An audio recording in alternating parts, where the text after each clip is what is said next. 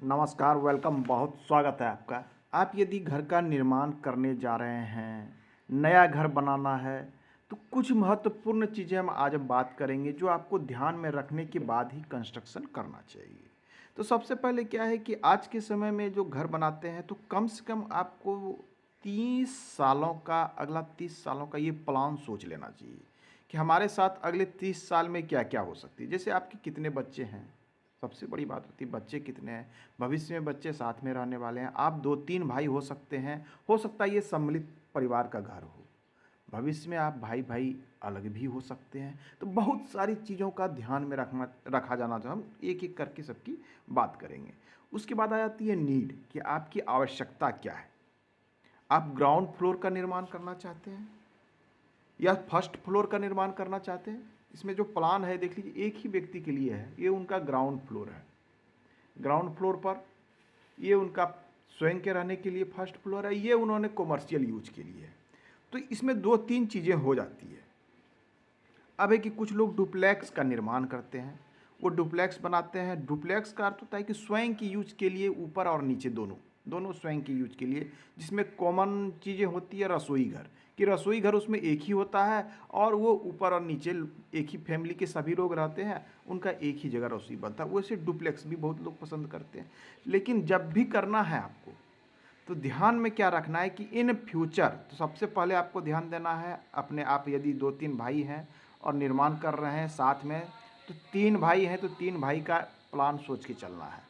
2 बच्चे हैं आपके, 2 लड़के हैं, तो 2 लड़के यदि भविष्य में उस घर में रहेंगे तो उनके हिसाब से आपको कैलकुलेशन करना है, चिल्ड्रन की संख्या।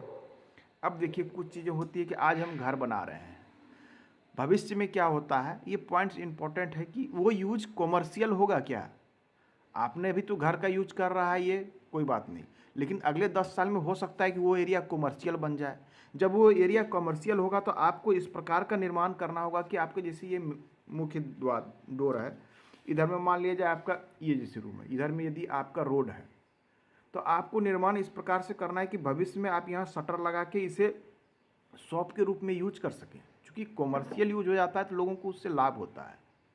तो ये चीज़ें आपको आज ही सोच लेनी होगी कि भविष्य में कॉमर्शियल यूज करना है या फिर हमें रेंट पर्पज से यूज करना। बहुत तरह की चीज़ें हैं। आप यदि ग्राउंड फ्लोर पे कुछ लोग सिर्फ हॉल बना देते हैं फर्स्ट फ्लोर पे रहने के लिए, और सेकंड फ्लोर पे फ्लैट बना देते हैं, जैसा कि इस निर्माण में दिया गया है, ए और बी 2 फ्लैट है, यहाँ बीच में सीढ़ी है। क्योंकि भविष्य आपको देखना पड़ेगा कि हो सकता है कि इन फ्यूचर आपके बच्चे बड़े होकर बाहर चले जाएं, आपने घर तो निर्माण कर लिया है, बहुत बड़ा है, आप उसमें ऐसा निर्माण कर लिए कि रेंट भी नहीं लगा पा रहे हैं। तो आपको निर्माण ऐसा करना है कि आप भविष्य में उसमें फ्लैट के रूप में बांट सकें और उसका निर्माण कर सकें। या कॉमर्शियल यूज करना है तो आप आग सामने में शॉप के रूप में यूज कर सकें, लोगों को स्टोर के रूप में रेंट दे सकें। इन सब चीज़ों का आपको विचार करना होगा। अब इन बातों के बाद में एक पॉइंट और आ जाती है कि सीढ़ी सीढ़ी का निर्माण यदि स्वयं के लिए लोग बनाते हैं तो मैक्सिमम लोग सीढ़ी घर के अंदर देते हैं, यदि वो सिर्फ अपने लिए बनाते हैं। लेकिन जब बात आ जाती है कि घर में भविष्य में 2 भाई ऊपर नीचे हो जाएंगे, एक फर्स्ट फ्लोर पर, एक सेकेंड फ्लोर पर या एक ग्राउंड फ्लोर पे, तो सीढ़ी की बात आती है। तो सीढ़ी को हमें ऐसी परिस्थिति में बाहर देना चाहिए। किसी भी दिशा का घर हो आपका, उत्तर, दक्षिण, पूरब, पश्चिम, तो आपको यदि कॉमर्शियल यूज करना है, पहली बात। दूसरा, रेंट पर्पस यूज करना है। तीसरा, घर में ऐसा लगता है कि इन फ्यूचर 2 भाग में, 3 भाग में बँट सकते हैं, तो स्टेयर केस कभी भी आप जब भी दें तो वो प्रयास करें कि वो फ्रंट में दें। फ्रंट में कहने का अर्थ सामने ही नहीं होता, एरिया काफ़ी बड़ा है, तो इस प्रकार दें कि घर के बाहर से लोग आके, मान लीजिए आपके पास एरिया बड़ा है, तो यहाँ से लोग एंट्री किए, यहाँ से बाहर से आए, यहाँ सीढ़ी से लोग ऊपर चले गए। अब प्रत्येक लोग अपने अपना फ्लैट यूज कर सकता है। इस प्रकार की व्यवस्था होनी चाहिए कि सीढ़ी से लोग जब प्रवेश करें तो घर के अंदर में हो के नहीं, वो बाहर से भी सीढ़ी का यूज कर सकें और घर के लोगों का डिस्टरबेंस ना हो। इसके बाद महत्वपूर्ण आ जाती है शौचालय की स्थिति। चलिए मैं इसमें आता हूँ। इस प्लान की मैं थोड़ी सी बात कर लूँ। एक व्यक्ति ने का प्लान निर्माण किया, उनका ग्राउंड फ्लोर पर रहेगा पूरा, एक शॉप बनाएंगे, ग्राउंड फ्लोर खाली रहेगा। फर्स्ट फ्लोर पर वो स्वयं रहते हैं और सेकेंड फ्लोर रेंट के लिए 2 फ्लैट बना दिया है। तो ऐसी व्यवस्था बहुत लोग करते हैं। आप भी ऐसा सोच के रखें। तो स्वयं के लिए जब यूज होता है तो लोग क्या करते हैं कि अपने लिए अच्छा बनाते हैं, मतलब थोड़ा सा स्पेसियस बनाते हैं।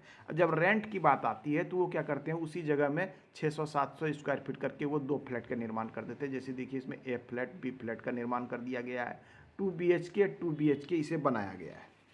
और स्वयं के रहने के लिए उनका क्या है कि उन्होंने सेल्फ के लिए इन्होंने 2 रूम इधर दे दिए हैं। बस इन्होंने बड़ा सा हॉल रखा है, पूजा घर रखा है, एक बड़ा इधर उन्होंने एक ओपन स्पेस बरामदा रखा है, रसोई घर रखा है, 2-3 शौचालय रखा है, चूँकि उनको स्वयं का यूज करना। तो ये चीज़ें आपको प्लान कर लेनी होगी। और उसके बाद आपके घर में क्या कोई ओल्ड एज पर्सन है तो शौचालय की व्यवस्था ऐसे कंडीशन में ओल्ड एज वाले पर्सन हो तो आपको अटैच्ड अवश्य करनी चाहिए। आज के समय में ये रिक्वायरमेंट हो गई है कि ओल्ड एज पर्सन है तो आपको शौचालय की व्यवस्था अटैच रखनी। रूम से अटैच एक शौचालय आप बना सकते हैं इस कंडीशन में। अब होता है कि आज के समय में लोग व्हीकल रख रहे हैं तो आपको पार्किंग एरिया सोच के चलना होगा। हो सकता है कि अगले 5 साल में आप कार खरीद लें, बिल्कुल सभी लोग रख रहे हैं, आप भी रखिएगा। तो आपको इस हिसाब से चलना होगा कि पार्किंग एरिया, रोड की चौड़ाई क्या है। यदि रोड की चौड़ाई कम है तो आप रोड पे सामने नहीं रख सकते हैं। आज के समय में 12 फीट 14 फीट के भी हमने रोड देख रहे हैं। लोग उस घर में रह रहे हैं और कार रख रहे हैं। तो ऐसे कंडीशन में आप रोड के बाहर तो गाड़ी खड़ी नहीं कर सकते, क्योंकि वो 12-15 फीट की रोड है। आप खड़ी कर देंगे तो रोड ब्लॉक हो जाएगा। तो आपको उस हिसाब से बनाना होगा कि घर के अंदर पार्किंग हो जाए। ये भी एक महत्वपूर्ण चीज़ होता है। उसके बाद अन्य भी चीज़ें हैं कि कुछ लोग करते हैं कि अब उन्होंने आधा निर्माण किया है और ये सोचते हैं कि आधा मैं भविष्य में करूँगा।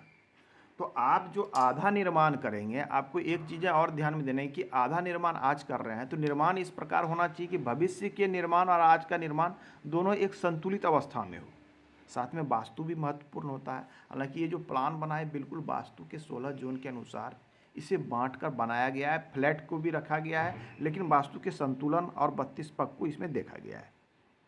तो आज के अंक में हमने जाना कुछ महत्वपूर्ण चीज़। सबसे पहले ध्यान दें, सेल्फ और कॉमर्शियल यदि दोनों यूज करना है तो भी आपको ध्यान देना है, उसके अनुसार निर्माण करा दें। और जिनसे भी निर्माण उनको सारी बातें बता दें, समझ के ही निर्माण करें, क्योंकि घर बार बार नहीं बनता, लाखों में खर्च होता है।